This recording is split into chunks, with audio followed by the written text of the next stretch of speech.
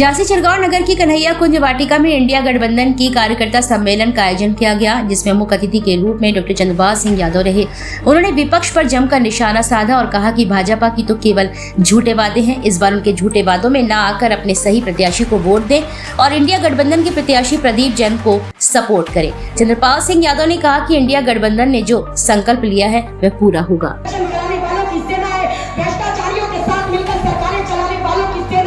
ये सेना आदरणीय अमित शाह जी की सेना है, ये सेना नरेंद्र मोदी जी की सेना है। अरे ये सेना भाजपा भारत चलाओ पार्टी की सेना है। ये तो कलयुग के कुकर्मी कौरवों की सेना है, कलयुग के कुकर्मी कौरवों की सेना है। तो दूसरी तरफ सत्यतावादियों की सेना है, पवित्रतावादियों की सेना है, मानवतावादियों की सेना है, धर्मनिरपेक्षतावादियों की सेना है, हिंदू मुस्लिम सिख ईसाई आपस में भाई भाई के नारे को बुलंद कराने वालों की सेना है, मनरेगा देकर रोजगार की गारंटी दिलाने वालों की सेना है, भोजन की गारंटी का कानून बनाने वालों की सेना है, महिलाओं को नगर निगम निकाय पंचायतों में 50% तक का आरक्षण दिलाने वालों की सेना, बुंदेलखंड के अंदर किसानों की हालत को देखते हुए 72,000 करोड़ का किसानों का कर्ज माफ कराने वालों की सेना है।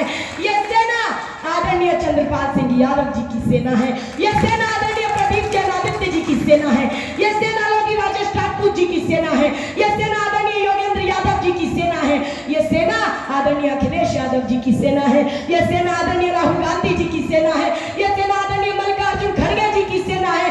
अरे ये सेना इंडिया गठबंधन के करोड़ों कर्मयोगी कार्यकर्ताओं की सेना है और ये चिरगांव की जनता की सेना है। ये तो प्रतिज्ञावादी पांडवों की सेना है, प्रतिज्ञावादी पांडवों की सेना है। मगर महाभारत से पूर्व पांडवों को भी दर-दर की ठोकरें खानी पड़ी थी, इधर उधर भटकना पड़ा था। तब जाकर श्री कृष्ण भगवान ने पांडवों का साथ दिया और अर्जुन का सारथी बनकर पांडवों को महाभारत का विजेता बनाया था। आज चिरगांव की जनता को, झांसी लोकसभा क्षेत्र की जनता को श्री कृष्ण भगवान का रूप धारण करना होगा और अर्जुन रूपी आदरणीय प्रदीप जैन जी का साथ देना होगा। आने वाली 20 तारीख को हाथ के पंजे के सामने वाला बटन दबाकर आदरणीय प्रदीप जैन जी को भारी मतों से विजयी बनाना होगा। साधना भारती कहने के लिए आई कि ध्यान रखिएगा, मैं हमेशा कहती हूँ कि अगर आदरणीय उमा भारती जी बुंदेलखंड की बड़ी बेटी है तो ये साधना भारती भी इसी बुंदेलखंड की छोटी बेटी है। और आपने देखा आपकी बड़ी बेटी के साथ भाजपा ने क्या किया। अरे मध्य प्रदेश की जनता ने जिन उमा भारती जी को मध्य प्रदेश के मुख्यमंत्री पद तक पहुंचाया, मध्य प्रदेश की प्रथम महिला मुख्यमंत्री बनाया, मगर भाजपा ने उन्हें मुख्यमंत्री पद से हटाया, पार्टी के बाहर का रास्ता दिखाया। जैसे किसी अपराधी को तड़ी पार कर दिया जाता है, वैसे ही मेरी दादी समान उमा भारती जी को बिना किसी अपराध के मध्य प्रदेश की राजनीति से तड़ी पार करने का काम भाजपा ने किया। और जब भाजपा ने उन्हें वापस बुलाया तो हाथ में कमंडल थमाया और कहा उमा जी अब मध्य प्रदेश आने की जरूरत नहीं, अब तो आप उत्तर प्रदेश जाइए। और झांसी की जनता तो प्रत्यक्षदर्शी है कि पहले उमा भारती जी को चरखारी से चुनाव लड़ाकर चरखारी के चक्कर में फंसाया, फिर झांसी से चुनाव लड़ाकर झांसी का झांसा दिलाया, लेकिन उत्तर प्रदेश में भी भाजपा ने आदरणीय उमा जी का सम्मान नहीं किया। अगर भाजपा ने आदरणीय उमा जी का सम्मान किया होता तो उस समय विधानसभा चुनावों के बाद आदरणीय उमा भारती जी को उत्तर प्रदेश का मुख्यमंत्री बनाने का काम किया होता। लेकिन भाजपा उपयोग करना चाहती है। मैंने उमा जी को कई बार कहते हुए सुना है कि भाजपा लोगों और नेताओं का उपयोग कुछ इस प्रकार करती है जिस प्रकार कोई व्यक्ति जलेबी खाने के लिए दोना और पत्तल का उपयोग करता है।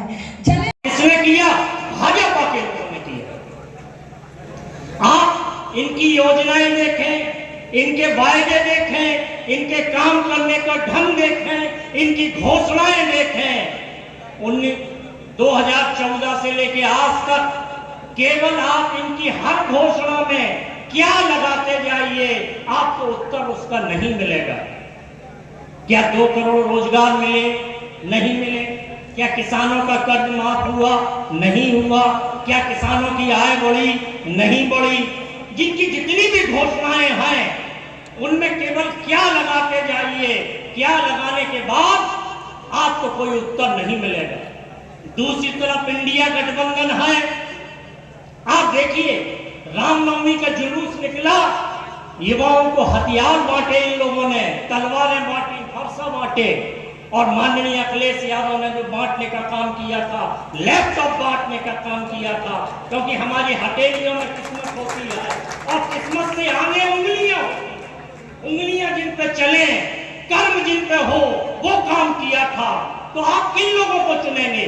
जो आपको हथियार बांट रहे हैं, जो आपको घृणा बांट रहे हैं, जो आपको नफरत बांट रहे हैं, जो आपने बिलगाव बांट रहे हैं, जो आपके घर में भाईचारे के बीच में दीवारें खड़ा करने का काम कर रहे हैं। अगर आप दीवार खड़ी करेंगे तो इंडिया गठबंधन वहां पर छत बनने का काम करेगा, छत बनाने का काम करेगा।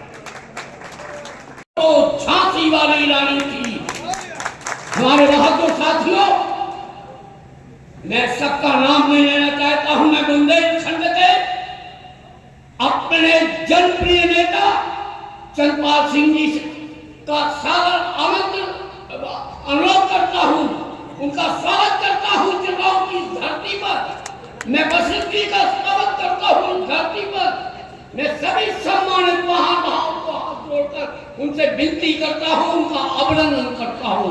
मैं बैठे हैं उन सबका आदर से उन्हें नमस्कार करता हूं। आप सबसे एक ही अनुरोध करने के लिए मैं आया हूं और हमारे विपक्षों का उत्पीड़न का काम किया है।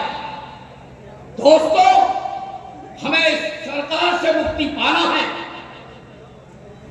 सरकार से मुक्ति पाने का रास्ता क्या है अपने पास? आज आपको यहां से उठ के अपने अपनी जगह पे अपने अपने एक एक घर में जाना है। जितने भी मतदाता हैं उनसे हमें अनुरोध करना है कि भाइयों, वक्त आ गया है परिवर्तन का। आज लोकतंत्र को बचाना है तो आप अपना मत, साथियों, गठबंधन के सभी दलों के सभी पदाधिकारी, सभी साथी, सभी कार्यकर्ताओं का हाथ जोड़ के अनुरोध करूंगा कि दोस्तों, ये वक्त आया है, हमें मिला है, जनता दे रही है, उनकी भावनाएं आपकी ओर है। आपको हर कीमत पे उनको बताना है इनकी महंगाई का कारण। भाइयों, 5 किलो अनाज में अपन को नहीं बिकना है, क्योंकि जिस समय आपकी सरकार थी, कांग्रेस की सरकार थी, गैस सिलेंडर 300 रुपए में आपको मिलता था। 12 ऋग्वेद में एक मंत्र आता है, अग्नि मीड़े पुरोहितम यज्ञस्य देव मृत्युसम होतारम रत्न धात्मम, अर्थात ऋतुओं के निर्माता, इस जग के प्रकाशक उस परमात्मा को मैं बारंबार प्रणाम करती हूँ। और आज चिरगांव के लोगों से पूछने के लिए आई हूँ कि आखिर यज्ञ क्या है? क्या केवल हवन कुंड में आहुति डालना ही यज्ञ कहलाता है? नहीं, किसी भूखे को भोजन कराना भी यज्ञ कहलाता है, किसी प्यासे को पानी पिलाना भी यज्ञ कहलाता है, किसी राहगीर को राह दिखाना भी यज्ञ कहलाता है, किसी अशिक्षित को शिक्षित करना भी यज्ञ कहलाता है, एक रोगी को निरोगी बनाना यज्ञ कहलाता है, माताओं का सम्मान करना यज्ञ कहलाता है, पिछड़े वर्ग का सम्मान करना यज्ञ कहलाता है, महिलाओं का आदर करना यज्ञ कहलाता है, और सबसे बड़ी बात, एक चुनाव में एक अच्छे नेता का चयन करना महायज्ञ कहलाता है। 2 महायज्ञ हम करने जा रहे हैं। इस महायज्ञ में 20 तारीख को आप सबको आहुति देनी है। तो वो आहुति किससे होनी चाहिए? वो आहुति होनी चाहिए करने के लिए, वो आहुति होनी चाहिए पिछड़े वर्ग का अपमान करने वालों को मुंह तोड़ जवाब देने के लिए, वो आहुति होनी चाहिए महिलाओं के सम्मान के लिए, वो आहुति होनी चाहिए किसानों के कल्याण के लिए, वो आहुति होनी चाहिए झुग्गी झोपड़ी के इंसान के उत्थान के लिए, वो आहुति होनी चाहिए चिरगांव और झांसी लोकसभा क्षेत्र के विकास के लिए। और अगर विकास के लिए आहुति होनी चाहिए तो फिर तो वो आहुति हाथ के पंजे के सामने वाला बटन दबाकर प्रदीप जनादित्य जी को विजय बनाने के लिए आहुति होनी चाहिए। मैंने 2.5 साल की उम्र से लेकर आज तक अपने पिता लोधी राजेश राजपूत जी की उंगली पकड़कर देश भर के राजनीतिक, सामाजिक और धार्मिक क्षेत्रों के बड़े बड़े मंचों से, मुझे बड़े बड़े मंचों से बोलते हुए आज 26 साल से ज्यादा हो गए हैं। और इन 26 सालों में 25 अक्टूबर 2003 को मेरी आदरणीय श्रीमती सोनिया गांधी जी से पहली मुलाकात हुई। मेरा उनसे 1 घंटा वार्तालाप हुआ, 1 घंटा, और विशेषकर उनकी धर्मनिरपेक्षता की विचारधारा से इतनी प्रभावित हुई कि उसी दिन से मैंने सोनिया जी के पक्ष में और कांग्रेस के समर्थन में बोलने का फैसला लिया है।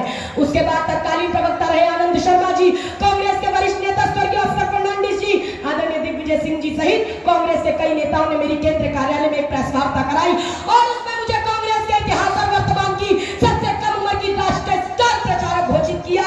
स्टार प्रचारक के तौर पर सबसे पहले रायबरेली में सोनिया गांधी जी की स्टार प्रचारक बनकर मैं प्रचार कर। नेताजी, आज यहाँ चिरगांव में कन्हैया कुंज में जो कार्यकर्ता सम्मेलन किया जा रहा है, क्या कुछ कहेंगे इसके बारे में? आज जो है चिरगांव क्षेत्र के लोगों की बूथ कमेटी की आज बैठक थी, उसमें हम लोग शामिल हुए हैं और हम लोगों ने यही आह्वान किया है कि एक एक बूथ पर समाजवादी नौजवान खड़े होकर के कांग्रेस पार्टी को जिताने का काम करेंगे, भाई प्रदीप जैन जी के पक्ष में मतदान करेंगे। अच्छा, अभी ये कैबिनेट मंत्री जी का बयान आया हुआ था कि राहुल गांधी जी सोने की चम्मच लेकर पैदा हुए हैं, लेकिन मोदी जी चाय बेचने वाले हैं, उन्होंने गरीबी देखी है। क्या ये कहेंगे? तो बातें हैं उनकी। आपने मोदी जी को भी सुना है, आपने राहुल जी को भी सुना है। राहुल जी हमेशा गरीब, कमजोर, पिछड़े लोगों की बात करते हैं और सत्ता में बैठे लोग केवल उद्योगपतियों की बात करते हैं। आप खुद अंदाजा लगा सकते हैं कौन क्या है। अच्छा, अभी किसी के कहने अकेले से कि चाय बेचना है या सोने की चम्मच, ये कहने से नहीं होता, वो तो दिखाई देता है। एक बयान और आया था कि देश में जो राजनीतिक दल हैं वो केवल बीजेपी को छोड़कर बकाया मुस्लिम दृष्टिकोण के तहत राजनीति करते हैं। नहीं, ऐसा बिल्कुल नहीं है। हम भाईचारा चाहते हैं, हम सब लोगों के साथ मिलजुल कर रहना चाहते हैं। धर्म के नाम पे, जाति के नाम पे राजनीति करना चाहते हैं, नफरत फैलाना चाहते हैं। हम नफरत नहीं फैलाते।